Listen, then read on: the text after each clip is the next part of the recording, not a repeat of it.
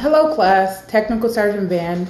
My name is Technical Sergeant Kelaine Smith, and I'm assigned to the 88th Security Forces Squadron at Wright-Patterson Air Force Base in Dayton, Ohio. Today I'm here to talk to you guys about the culture within my Security Forces Squadron. I am in a squadron with 400 plus active duty, Department of the Air Force, i.e. Also known as DAF, and civilian personnel. With that large of a squadron, the culture seems to fluctuate, and that depends heavily on the leadership at the time.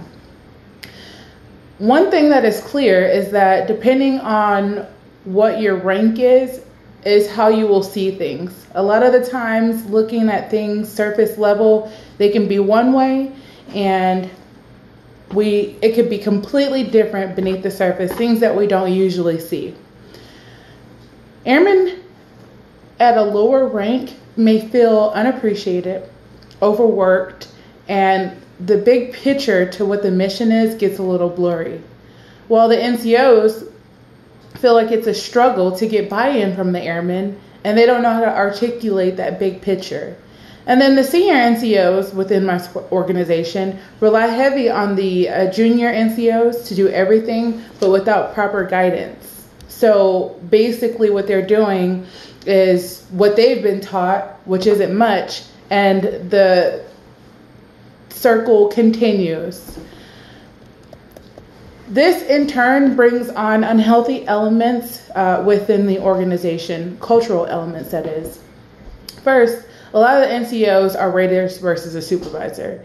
If you don't know the difference between a rater and a supervisor actually leads their airmen and does more than just check a box. A rater is just somebody that is there to put their name on their enlisted performance report. Unfortunately, when you have a lot of raters, it's not really their fault. It's because their supervisor prior to was also a rater, so they don't know the difference. How can someone lead when they've never been led? There are too many people doing the bare minimum just to check that box. And the problem is they don't know how to do more. They've never been taught. They've never been led in the right direction. So they don't know which way to go. A lot of the airmen with the unhealthy elements as continuing, a lot of the airmen are disgruntled because of simple things like post-rotation, and that plays a huge factor in morale within our unit. Post-rotation, it seems something minuscule, not very relevant, but it plays a huge role in the security forces field. Newer airmen who don't yet possess the proper certifications for different duty positions, they spend a lot of their time working the installation gates. The opinion of the older generation is always, well, I spent my time on the gate, now they can do their time. Instead of giving them the why and showing them that bigger picture. Perceptions is also a huge unhealthy element within my organization. There are a lot of perceptions of favoritism, unprofessional relationships, everyone gunning for the commander's promotion statement, and the perception being that if you're not making yourself highly visible, and then you're not a good NCO, you're not ready for promotion, you're not a good airman because the commander doesn't know who you are. So that's a huge perception that there, and it creates kind of a negative atmosphere within the culture. And lastly, a huge unhealthy element that affects my organization's culture is that there has been a lot of stigma that security forces has and was compromised of rejects, flunkies, and people who don't do so well on their ASVAB. For me specifically, I volunteered for this job, so it doesn't sit well for me. And the thing is, when you tell someone that they're not good enough or they only got that job because of this or that, you tell them that long enough and they'll start believing it and they'll start acting like it. And that has been, I've been in the military for 14 years, that has been a stigma since I joined, that security forces, oh, that's those guys, the bad guys. So hopefully we can get away from that light one day, but culturally, not just in my squadron, but for security forces in general, squadrons everywhere, I've always experienced that. And it's definitely an unhealthy element within the organization. And although all of that sounds bad, there are a lot of healthy cultural elements within my organization as well. Security forces love to have a good time, and that we do in my squadron. We have a very stressful job, so when it comes time to demob, we do it the right way. From squadron level barbecues, outings, holiday parties, any chance to get together and have fun, we always do, and we always make a good time for those who choose to participate. Unlike other organizations, we also have a vast amount of experience at all levels, so no one ever has to feel alone. I would compare it to high school, which is not bad in this case, because there are just as many civilians that there are age ranges from 19 to 25 to 30. There's a lot of people that are in similar age groups, and so you don't have to ever feel alone, or that you can't relate to somebody, or that you can't establish a bond with anybody, because if you want to, you can.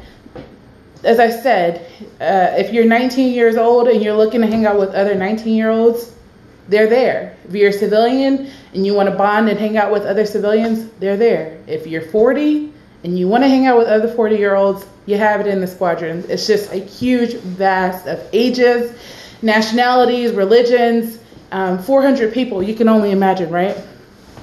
And so that's a big healthy thing within our organization. The impact, as I previously stated, is morale. And if I could speak on morale for a little bit, I would say it plays a huge factor in the culture of the organization. When it is low, the airmen start feeding into it. They start spreading the negativity, and it spreads like a virus. Actually, I would compare it to COVID-19. Having low morale within a large security forces squadron, mine, it is just not good. The energy is just bad. The negativity spreads, and nothing good comes out of it. The culture is just bad when it's bad.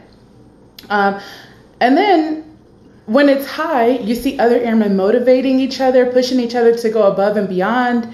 They do the job. They want to be great leaders, and they want to be a great leader while doing the job. The atmosphere is positive, energetic, and it's actually enjoyable to go to work and to continue to spread that positive energy. If we were able to actually maintain a healthy organizational culture, I believe the attrition rate would be a lot lower, and we'd hopefully stop losing the good airmen and NCOs who really want to stay in and make a difference. A good, healthy culture at the squadron level promotes the Air Force's mission, core values, and Air Force image. We all want people to see while we're in uniform and while we're out of uniform. Without a healthy organizational culture, we're at high risk for suicide, sexual assaults that go unreported, trust issues from the highest to the lowest levels, and a lack of commitment from the airmen, from the people, and to the mission. My role to shape, strengthen, and maintain a healthy culture is continued education so that I can in turn educate those above and below me when necessary. I often promote positivity, and everyone knows they can come and talk to me to vent, to get guidance in whatever areas that they need to, whatever they need. I make myself readily available. Explaining the why, facilitating discussions to let people know communication goes both ways, and whatever concerns they have are being heard and acknowledged. That goes a long way within my organization, and I try to make sure that the airmen, other NCOs, senior NCOs know that they can expect that from me every single day that I go to work. I want to thank everyone for your time and for taking the time to listen to me talk about my organization. Have a good day.